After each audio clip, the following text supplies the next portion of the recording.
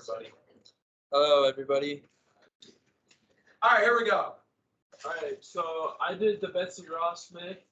For those of you who don't know, Betsy Ross is the woman who is rumored to have made the first American flag. So just a little bit about Betsy Ross. She was born on January 1st, 1752. She grew up in Gloucester, New Jersey. Like her early life, she moved to Philadelphia, became a well-known vexillologist. She made flags for like the Philadelphia Navy. You just want to have the word vexillologist. Vexillologist. Vexillologist. So the myth is that Betsy Ross in fact created and sewed the first American flag. So the reason this is a myth is because it wasn't factual until like 20 years after she had died, when her grandson William J. Canby gave a speech to the Historical Society of Pennsylvania. It was a speech on the history of the American flag, and in this speech he stated that his grandma Betsy Ross had made the first American flag. So up until then, it wasn't like a known fact, or it wasn't like a rumor. It was only until, this was like 20 years after she died too as well. So it was kind of interesting that her name didn't come to history books until long after she was gone. So just a little bit of like why or like how it could have been her. She was involved in the Christ Church alongside Washington and other founding fathers, and so that was kind of like suspected or like tied to the founding fathers and why she maybe would have been chosen. And another thing is she had experience in flag making, and she was well known with the Philadelphian government with the Navy and Army. And she also owned a popular upholstery shop in Philly, making her well known. She lived like a lively social life as well. So like just in Philadelphia in general, she was like always at events, and she was just well known. So Mara Mueller from there was a National Geographic article that I used for this, and it talked a little bit about why this myth was probably not true. And Marla Mueller said that she was a formidable woman as a businesswoman and a widow and in hospital time for women. And so a lot of reason for them wanting to believe that this myth is true is because like it's kind of empowering to women, and like it was like it's kind of like it was revolutionary for like the women's right movement to have like it was like kind of like what the woman helped commit to the country's building. And still today there is no strong factual evidence confirming that she was the first woman or the first one to make the flag.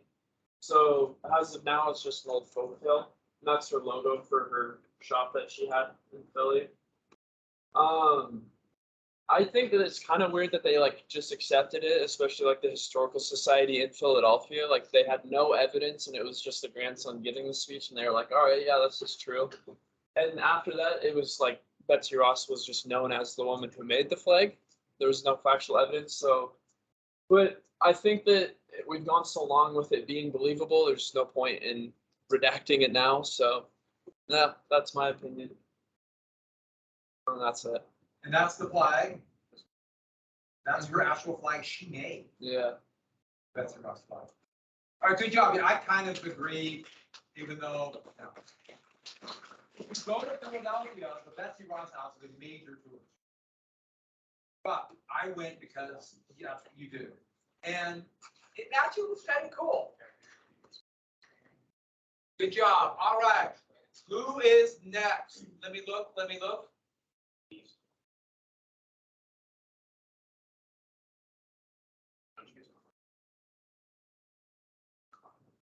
You want to go, Tyler? I would like to go though. Okay, yeah, those. I don't have yours in. Give me a sec. Refresh. I still have USBs and music posters. I haven't done in, wait, I didn't press turn in. Okay.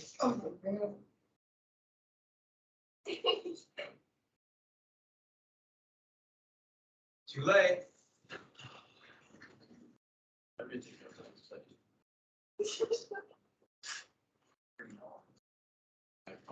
Okay, my myth was the backdoor to war theory.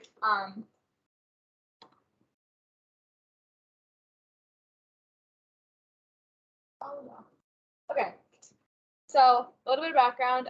This happened during World War II. There was very low support from the public and members of Congress about America joining the war, although it can be assumed that FDR wanted us to join the war to prevent a German victory. A lot of American people believe that our entrance into World War I was a mistake and that we should learn from that and not enter into World War II. But Roosevelt, wanting to enter the war, asked Congress to revise the Neutrality Act of 1935 and also enacted the first peacetime draft in American history after the fall of France in 1940.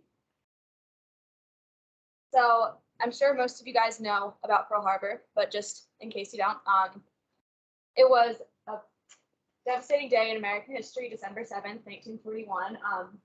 Over 2,300 Americans lost their lives. I think it's closer probably to 2,400 actually. Japanese planes attacked a naval base at Pearl Harbor in Hawaii. The USS Arizona, which is a ship, was destroyed, and the USS Oklahoma was capsized. And this signaled the U.S.'s entry into the war, and also some very quotable moments from Roosevelt, saying that this state, which will live on infamy, and the American people in the righteous might will win through absolute victory. So what the theory actually is that there's kind of two theories surrounding this. One says that FDR had prior knowledge to the attack and let it happen as an excuse or a backdoor for America to enter the war. Another states that FDR tricked Japan into starting the war with the U.S. and bombing Pearl Harbor.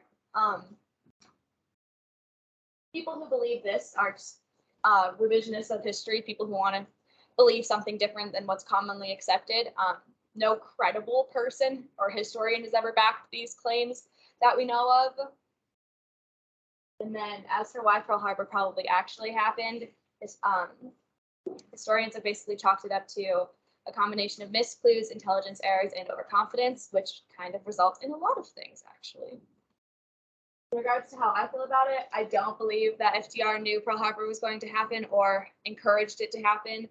I think that the U.S. was probably going to enter the war regardless of Pearl Harbor or not, considering that FDR and Churchill had already been negotiating and had signed a deal with Britain saying that 50 World War I U.S. destroyers, we would give Britain 50 World War I U.S. destroyers for a 99-year lease on British naval and air bases. And events like that kind of already ruined the U.S.'s neutrality in the war. So kind of regardless, I think of Pearl Harbor, we would have entered this. Yeah, that is it. Good job. It's amazing how many people believe it. Oh yeah, it's very popular. I have a question. That's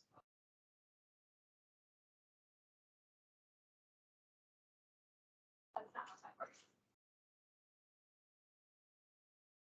Good try. Almost. All right.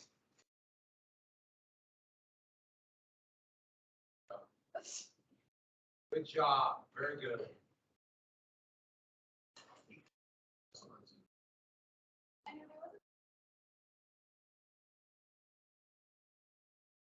One thing, the Americans had broken their code. So they just assumed, oh yeah, we must know. But they didn't break, they only broke parts of the code. So they didn't know.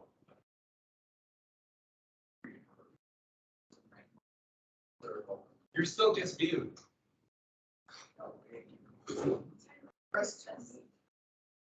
So we're going to jump right to Uncle Sam. As I turned it in at 190. Viewed. Everybody is out to get you. I know. Let me see, I revised it. You're turned in, but it's 4 days. I'll get it next week. So I chose to do Uncle Sam's.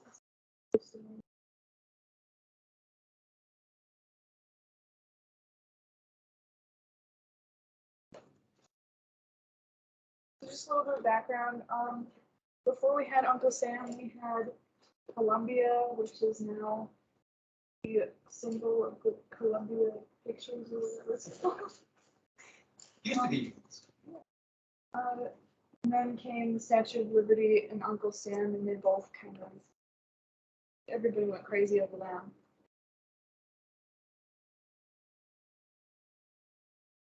But how did it all start? So we actually don't know for sure. There's like 2 or 3 different possibilities. The first one started with Sam Wilson. This is probably the biggest thing so far. Basically, he was a meat packer that like supplied this stuff to the army in like 1812, and the barrels had U.S. stamped on them, and people would call them Uncle Sam's because it's Sam Wilson. So it makes sense.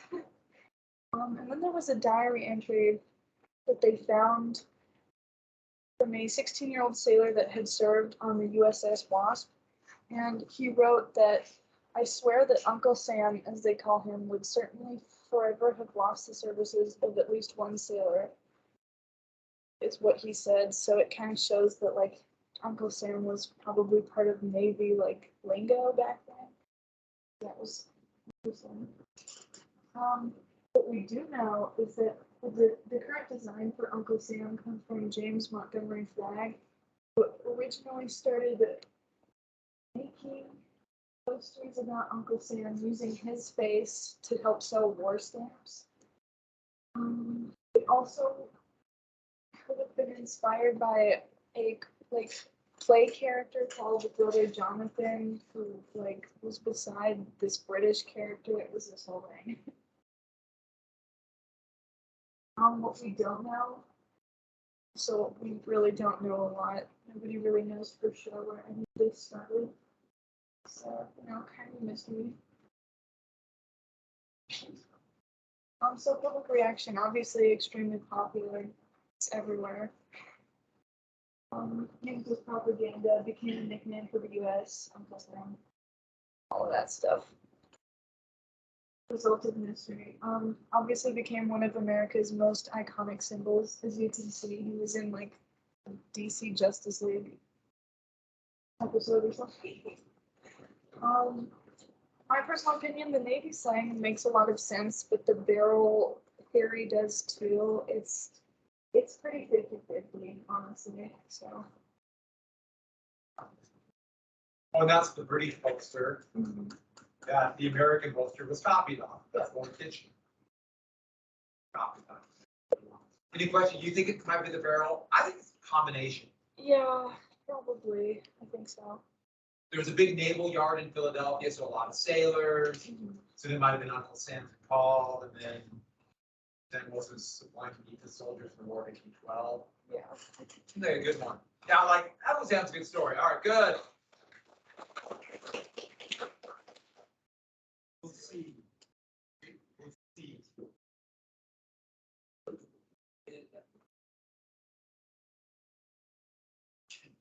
It is late.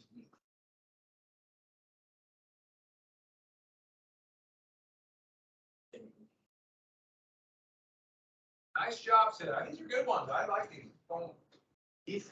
These been going well.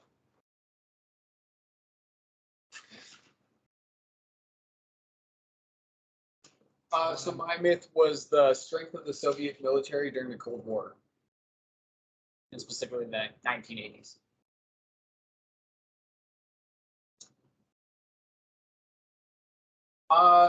So some background, this may or may not be necessary. During the 1980s, the Cold War was raging on, it was coming to a close. And actually something that will be significant later is the Soviets in '79 went into Afghanistan and tried to insert their own government there. And that's where the US supported the Mujahideen to do with that. But so the fabled power of the Soviets, we had crazy numbers for them, just talking about how strong they were. Their military was 5.3 million men. They had 35,000 tanks and 40,000 nuclear warheads. And to give some perspective about the 40,000 nuclear warheads, at the time when they had 40,000, the US was at 20,000. And for the 5.3 million men, I should say this, in Russia at the time, it was required that every single man who could be in the military was in the military for a few years, and that inflates the number quite a bit. So I want to talk about their tanks first. The T-72s, they were talked about with like this extreme supremacy because they had armor that was much heavier than U.S. tanks. Their firepower was much stronger. They had laser rangefinders that the U.S. had just didn't have the technology for. But in reality, we saw in Afghanistan that they didn't work at all. You could chalk that up to a few things. Probably the main one is poor training in the Soviet military, and that just they couldn't work together at all. One of the big things is there was a huge pay differential between the officers and just the standard grunts, and that created the officers just kind of cared about how much they were getting paid. They didn't care about any of the operations or anything like that. And they also used T-62s at this time, and their engine only lasted 200 hours. I should say 200. 20 hours. 20 hours. Which 200 hours is more than 20 hours, but it's not really that much. So they just ran out right away. You couldn't really use them. So their 35,000 tanks was pretty useless. Should guess what tanks most of the Russian tanks are today in Ukraine? T-72s. Yeah, the same thing. So I'll talk about their standard weaponry.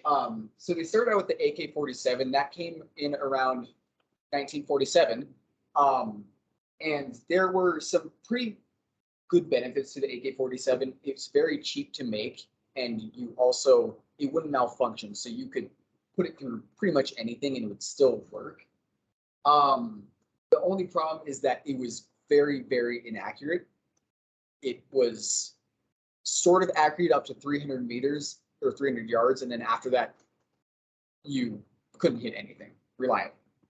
But then around 1979, they switched from the AK-47 to the AK-74, which is pretty similar. They had about 50% of the same parts, and so they were cheap to make, but they were much more accurate. They had a single shot mode instead of just fully automatic, which is what the AK-47s were at the time. And that made the U.S. kind of nervous, the AK-74 did.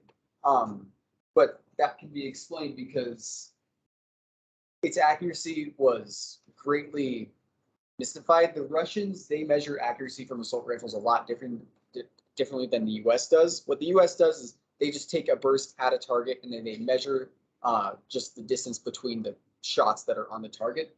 But the Russians, they do it a lot more complicated way. They take a burst at a target and then they take the 3 closest targets to the center and they make a little circle around those targets, and that's the accuracy. So their weapons, they say, are like 50% more accurate than they actually are. And the M16A2, which is what the US was using at the time, was actually a lot more accurate than the AK-74, which just didn't show. And also the M16A2 allowed for a lot more attachments. All you could do with an AK-74 is you could attach a bayonet on the end. With the M16A2, they could attach optics, bayonet. They could attach just a little grenade launcher on the bottom of it. It was a lot more. It worked a lot better. And what we were doing with the Soviet military, it's called bean counting. And that means we were basically just counting as much as possible. So that 35,000 tanks, we assumed that they had 35,000 operational tanks. That was it. And this gave a very inaccurate picture of what was actually going on. We know now that their training was really, really poor, that their equipment was not very functional, and this caused us to overestimate their threat, and we just overpaid by so much just trying to catch up. And my opinion, I bet the numbers about the nuclear warheads and the tanks and the men, they are accurate, but they really don't paint the full picture. And bean counting, it gave us the wrong picture, but I get it because I think you'd rather overestimate an enemy than underestimate it. It's just we seem to overestimate the Soviets by a lot, and that was a big problem. And I think the reason that the Soviets had so many problems with their tanks and training is because they spent all their money on the nuclear warheads. That's that. It would lead to industrially along the world, though. Yeah. So that could have been a fact. Yeah. Yeah, just throwing that out. Yeah. Any questions? Yeah, that's really interesting. They're still using the same stuff, the same terrible training, and it's showing. All right, good job. We can have one more. Sure. Are you turned in? Good job. Everyone's doing well. I'm gonna take credit.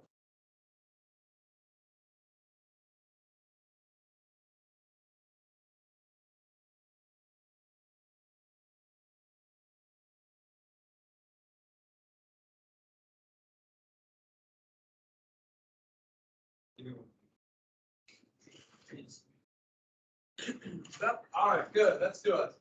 So my myth is rags to riches and like getting rich on your own. So the myth, it's just like just work hard and make your way to the top, even if you're on like super low class.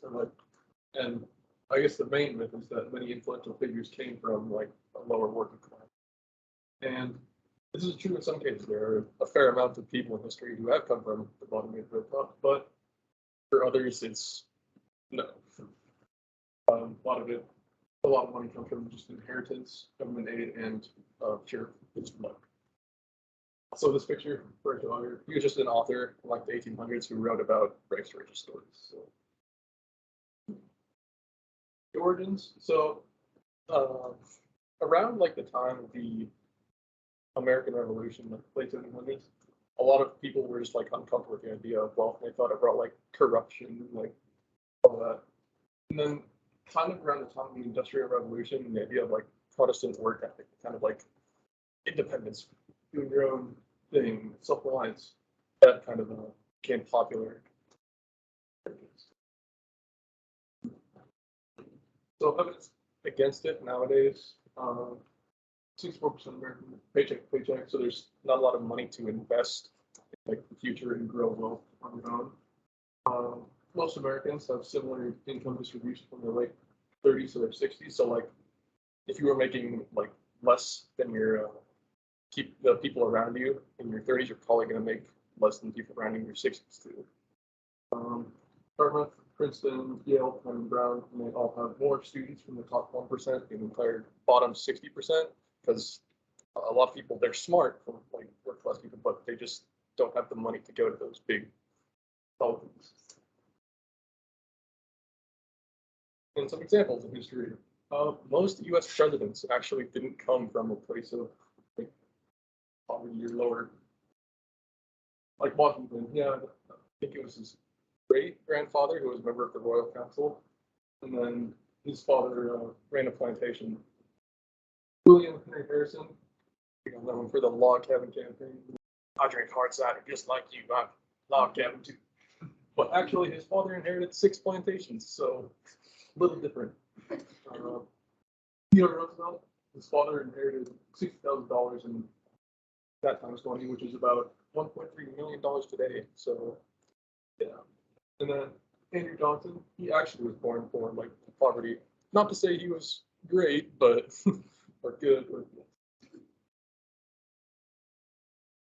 Another modern example is Jeff Bezos and Elon Musk, the most wealthy people on the planet right now. They both tell stories from the games. Like Elon Musk, he says like, "Oh, I was born in South Africa. My family didn't like apartheid, so we moved to North America, and then I made my way on my own." But actually, his father owned, so good big start, lots of money. Also, he didn't actually like create Tesla the company. He bought it from I think a guy named Martin Eberhard. Eberhard, yeah. And then Jeff Bezos, he tells the story of like, I started selling books in my garage, and then people started to like it, so I diversified pretty big. But actually, he received a $300,000 investment from his parents, and I think they also managed to convince other investors to kind of go full in on it and help start them up. So Amazon received $4 billion government aid since 2012. I think Tesla is about $5 billion at this point for similar time frame. Yeah. Yeah. You know what, the Bezos is what's his space, is he SpaceX or what's happening? He's Blue Origin, right? Is that, You didn't hear what's happening to him right now? no, not right. He's asking Congress for bail. Yeah. But they're allowed for one. For his space is rocket, because he's asking for bail. He can't. Yeah, no question. I think he wasn't raised in like the most ideal, absolute like bottom. He was like slightly above people around him, still lower, I'd say, but still better than most around him. He was taller.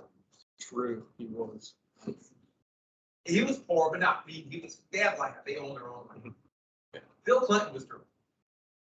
Was it Biden for? Like, didn't Biden? Working class, working class. Means Andrew Johnson, literally. Biden was working class. Obama was working class. Bush, very good. Trump, incredible. Good job. All right, nice job today.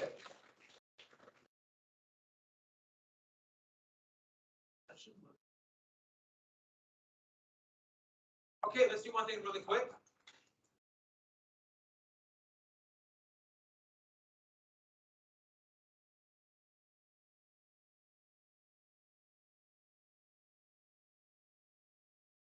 Two Ed Wood things real quick for the bell. All right. So Ed Wood. So who did Ed Wood befriend? Bela Lugosi, yeah. And that's from the movie Glenn and Glenda, which is, it's a movie, but Dolores Fuller was his longtime girlfriend, and she's going to appear in a number of different things. And here with Bella. And so he tried that play. He was in the army. And that is going to lead to, there's a very famous story about Christine Jorgensen. So what happened was this: George Jorgensen, who was a draftee soldier like almost everyone else in World War II, he had, then they called it, I mean, it was like this dramatic new surgery, and they called it then, in the late 1940s, a sex change operation. That's not what they would call it today, but that's what they called it then. And it was like so radical, unbelievable. And this B movie producer, he's right here, named George Weiss, wanted to make a movie about this. Just take advantage of how, exciting, this operation, maybe they could have some kind of sexual references, make it kind of risque, and throw it in these cheap theaters all over the country. That's what he wanted. And so this was the big story. This is her, that's him when he was in the army. That's her then over there on, that's the surgery. This is from the set of Glenn or Glenda. Well, Ed Wood, who was working in the studio, heard about this from a friend and approached George Weiss and said, I am uniquely qualified to make this movie. And Weiss is like, who are you? I don't know anything about you. No, I'm uniquely qualified and I'll do it for like $12,000. Okay, you can do it. Well, the reason why is he would take this story and make a semi-autobiographical story called Glenn or Glenda, which had nothing to do with Christine Jorgensen. And to give you a hint about this, one of the pen names that Ed Wood would write his stories was Angora, or Angora Sweater. He, beginning in before, when he was young, maybe because of his mom, but he started dressing in girls' clothes and in women's clothes. In fact, he talked about at Tarawa, he was wearing women's underwear. He hit the beaches at Tarawa, just made him feel better. Whatever, that's fine. But this was going to be his kind of autobiography about the life and what that led to, and how his girlfriend would accept this. And so this is a scene from the movie with Dolores Fuller. And for some weird reason, we have the devil behind the scenes. The movie is inexplicable, just totally inexplicable. And they got Bela Lugosi as kind of like the person behind the scenes, who the creator who is pulling the strings from behind the scenes. So let's watch a little bit of Glenn or Glenda, the trailer. And yeah.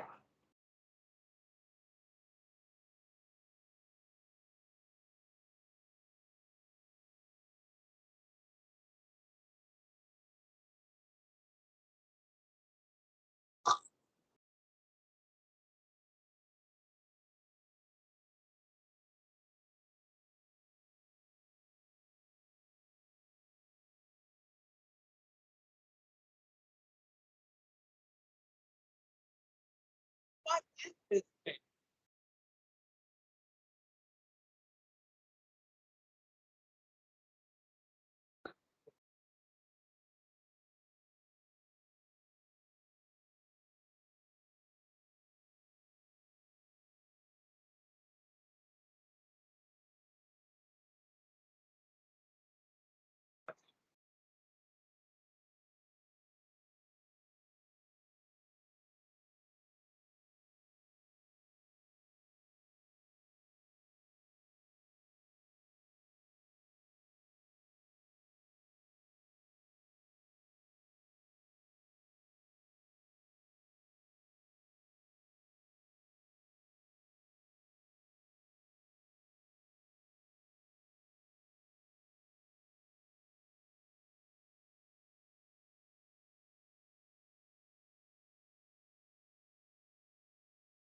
And they actually did the sex training. It doesn't make any sense. It is kind of inexplicable. But they have Ed Wood, and then pulling the string from behind, it's Bela Lugosi. And nobody had any idea what this movie was about. They talk about an operation, but he never got the operation. He didn't want the operation. He just kind of implied it. They talked about it. It's a really weird movie, but it is free on YouTube if you want to watch it and be confused.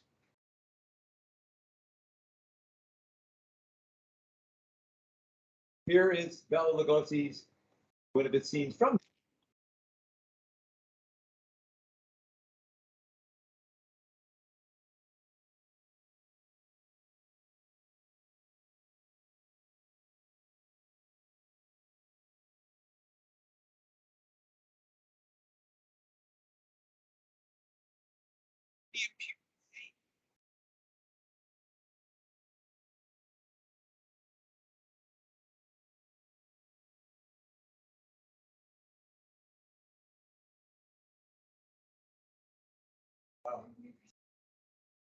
And then, of course,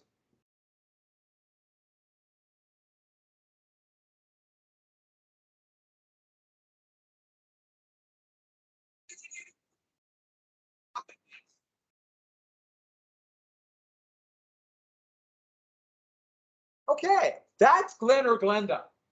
And what am I supposed to do with it? They released it like a films in the South because the South had like a secret thing to go watch it, and nobody got Glenn or Glenda. And he would try to get another movie from George Weiss, and George Weiss threatened to beat him up. He gave it to one of the big studios, and they thought it was a joke. So they found out, no, it's real, and then they realized how bad it was. Then he would do a movie called Jailbait. And he did a number of these things for Dolores Fuller. And these were these kind of weird crime dramas, had blood, it's kind of titillating. And another one about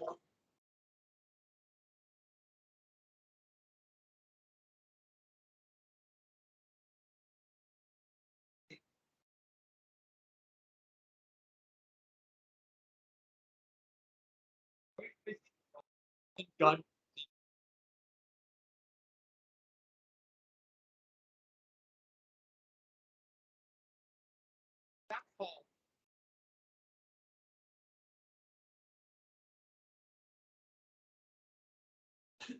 Okay, so, but his true masterpiece was going to be Bride of the Monster. And it was a shocker. I've actually watched this. I watched Glenn and Glinda because it was funny. This one is actually even more funny, but it involves Bela Lugosi. And he met a professional wrestler from Sweden by the name of Tor Johnson. And he put Tor Johnson in this movie as his helper. And here's Tor Johnson.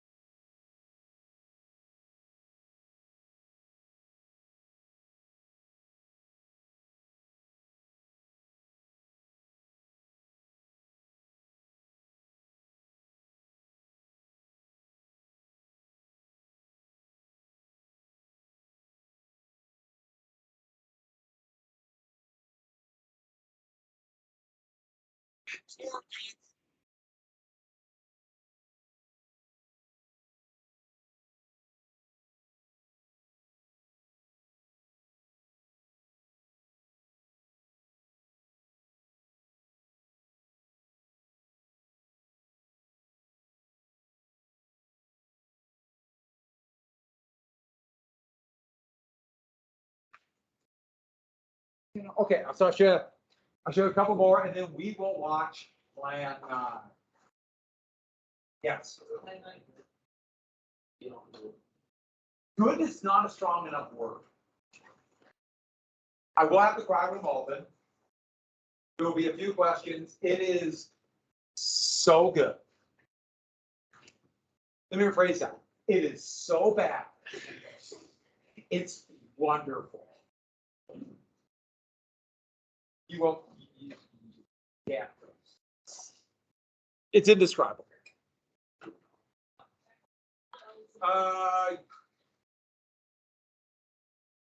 Yeah, you know.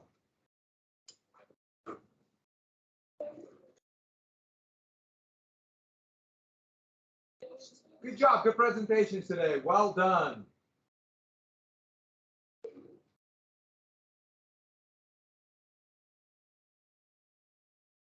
See you tomorrow.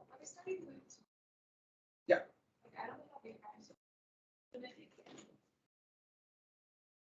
Yeah, we'll start tomorrow. I'm gonna do it tomorrow. Is it on Teams? I'll try to get it on. I'll try to get it on. I think it's on. It's the beat. It's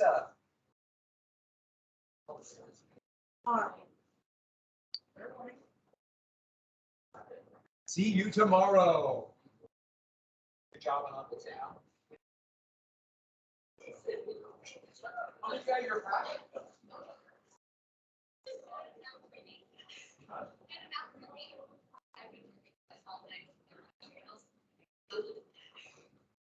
I don't want to know.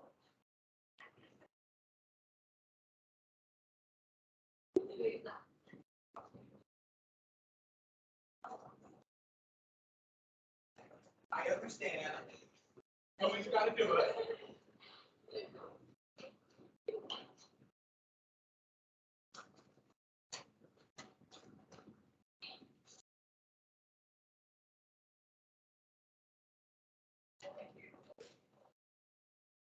God.